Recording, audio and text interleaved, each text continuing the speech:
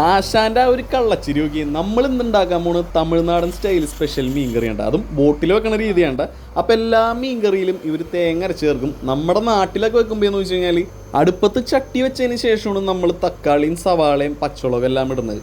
ഇതങ്ങനെയല്ല കേട്ടോ. പുളിവെള്ളവും തക്കാളിയും സവാളയും അതുപോലെ തേങ്ങ അരച്ചതും കൂടി എല്ലാം ഇട്ടിട്ട് നന്നായിട്ട് മിക്സ് ചെയ്യും. പിന്നെ കുളമ്പ് മസാല, ആ മസാല ഇട്ട് കഴിഞ്ഞാൽ വേറെ പൊടികളൊന്നും ഇടൂല കേട്ടോ. ജീരകപ്പൊടി മാത്രമേ ഇവർ ഇടുള്ളൂ. ഈ മസാലകളെല്ലാം ഇടണിട്ട് എനിക്കാണെന്നുണ്ടെങ്കിൽ എൻ്റെ കിളി പോയിക്കാണ്.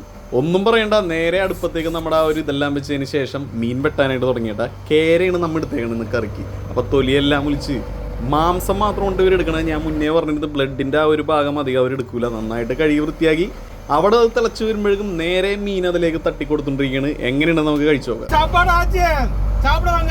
തേങ്ങ അരച്ച് വെച്ച കേരക്കറിയും അതുപോലെ പപ്പടവും ഉണ്ട് കേട്ടോ. പപ്പടത്തിന് ഒരു അപ്പളവും എന്നാണ് പറയുന്നത്. അങ്ങനെ ഇത് രണ്ടും കൂടിയും കഴിക്കണേണ്. വലിയ കുഴപ്പമില്ല, തരക്കേടില്ല.